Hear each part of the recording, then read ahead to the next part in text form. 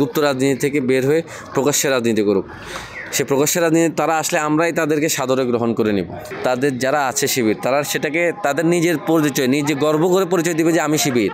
সেটা না করে তারা আমরা কাউকে যদি বলি শিবির, সেটাকে তার ট্যাগ হিসেবে নেয়। আমার যদি কেউ ছাত্রদল বলে আমি কি সে ট্যাগ হিসেবে নেব? কোনো দিনে না, কারণ আমি তো ছাত্রদল করি। আমরা শিবিরের প্রতি এমন আহ্বান থাকবে যারা শিবির তাদেরকে যাতে শিবির হিসেবে তারা তাদের পরিচয় দিতে গর্ববোধ করে। বাংলাদেশের প্রেক্ষাপটে জুলাই গণঅভ্যুত্থান পরবর্তী এই নির্দলীয় নিরপেক্ষ অন্তর্বর্তীকালীন সরকারের আমলে যে ডাকসু নির্বাচন হচ্ছে, সেই ঐতিহাসিক প্রেক্ষাপটে বাংলাদেশ জাতীয়তাবাদী ছাত্রদল ডাকসু নির্বাচনে অংশগ্রহণ করার সিদ্ধান্ত নিয়েছে এবং ডাকসু সবসময় ছাত্রদের কণ্ঠস্বর, বাংলাদেশের কণ্ঠস্বর হয়ে বাংলাদেশের যে কোনো গণতান্ত্রিক আন্দোলনে ঢাকা বিশ্ববিদ্যালয়ের যে ভূমিকা, সেই ভূমিকাকে মাথায় রেখে ডাকসু বাংলাদেশের আপামর সাধারণ জনগণ থেকে শুরু করে ছাত্রদের জন্য একটি গুরুত্বপূর্ণ নির্বাচন হয়ে দাঁড়াবে বলে আমি মনে করি।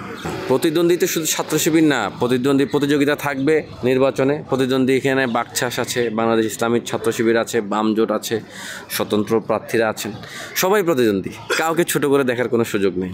ছাত্রদলের এই প্যানেলকে বিজয় করার জন্য শিক্ষার্থীদের কাছে কী ধরনের আহ্বান করবেন?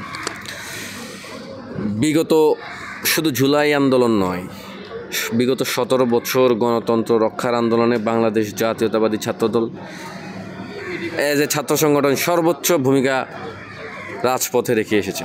ছাত্রদলের কয়েক শতাধিক নেতৃবৃন্দ গুম হয়েছেন, খুন হয়েছেন। সুতরাং বাংলাদেশ জাতীয়তাবাদী ছাত্রদলের যে লিগেসি আন্দোলন কেন্দ্রিক এই গণতন্ত্র রক্ষার জন্য যে ছাত্রদলের ভূমিকা, এবং এই ডাকসুতে অনেক ভোটার আছেন যারা ডাকসুই তাদের প্রথম ভোট হতে যাচ্ছে এই প্রজন্মের অনেকেরই। তাই এইসব জিনিস যে ভোটাধিকার রক্ষার ক্ষেত্রে বাংলাদেশ জাতীয়তাবাদী ছাত্রদলের যে ভূমিকা বিগত 17 বছর, এবং ছাত্রদের কল্যাণে, ছাত্রদের মৌলিক অধিকারগুলো রক্ষার ক্ষেত্রে ঢাকা বিশ্ববিদ্যালয় ক্যাম্পাসে বাংলাদেশ জাতীয়তাবাদী ছাত্রদল ব্যক্তিগতভাবে বাংলাদেশ জাতীয়তাবাদী ছাত্রদলের অনেক কর্মী নেতা বিভিন্ন কাজ করে যাচ্ছেন। আমরা নিজেরাও করেছি। আমি নিজেও থিঙ্ক ফ্রন্ট আমার একটা অর্গানাইজেশন, সেখান থেকে কেমন ক্যাম্পাস চাই শীর্ষক আইডিয়া জেনারেটিং ভিডিও ক্যাম্পেইন মাই ক্যাম্পাস মাই থটস এই ভিডিও ক্যাম্পেইন করেছি, যেটার পুরস্কার আগামী 21 আগস্ট লেকচার থিয়েটার মিলনায়তনে দেওয়া হবে, আর আরসি মজুমদার মিলনায়তনে দেওয়া হবে। আর আমি ঢাকা বিশ্ববিদ্যালয়ের ব্যক্তিগতভাবে ঢাকা বিশ্ববিদ্যালয়ের প্রত্যেকটি হলের পুকুরগুলোতে মাছের পোনা ছেড়েছি।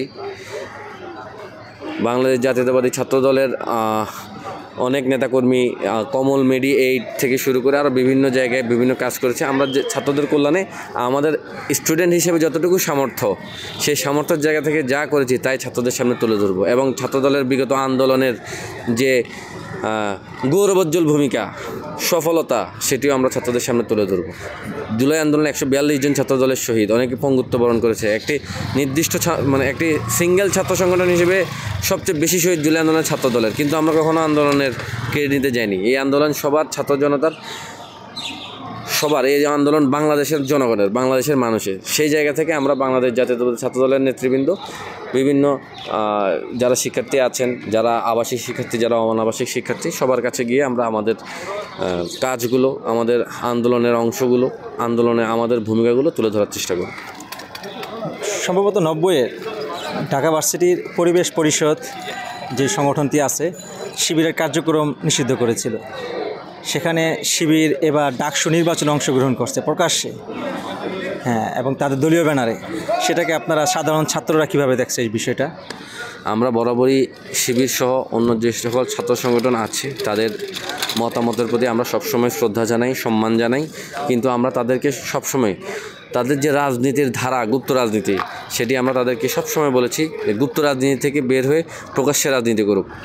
সে প্রকাশ্যে রাজনীতি তারা আসলে আমরাই তাদেরকে সাদরে গ্রহণ করে নেব, কিন্তু সেটি তারা না করে তারা বারবারই গুপ্ত রাজনীতির মধ্যে ছাত্রদলেও শিবিরের লোকজন তারা ঢুকানোর চেষ্টা করে, ছাত্র ইউনিয়নও তাদের লোকজন ঢুকানোর চেষ্টা করে।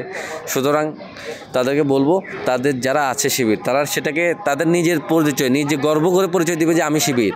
সেটা না করে তারা আমরা কাউকে যদি বলি শিবির, সেটাকে তার ট্যাগ হিসেবে নেয়। আমার যদি কেউ ছাত্রদল বলে আমি কি সে ট্যাগ হিসেবে নেব? কোনো দিনে না, কারণ আমি তো ছাত্রদল করি। আমরা শিবিরের প্রতি এমন আহ্বান থাকবে যারা শিবির তাদেরকে যাতে শিবির হিসেবে তারা তাদের পরিচয় দিতে গর্ববোধ করে। সুতরাং যে একটি প্রেক্ষাপটে 90-এ পরিবেশ পরিষদে প্রত্যেক ছাত্র শিবিরকে নিষিদ্ধ করা হয়েছে। ঢাকা বিশ্ববিদ্যালয় প্রশাসন বর্তমানে ছাত্র শিবিরের সাথে বিভিন্ন জায়গায় তাদের সাথে সংবাদ সম্মেলন, তাদেরকে বৈঠক করছে, তাদের সাথে মিটিং করছে, তাদেরকে ঢাকা বিশ্ববিদ্যালয়ের ছাত্র রাজনীতি একটা পার্ট করে নিয়েছে।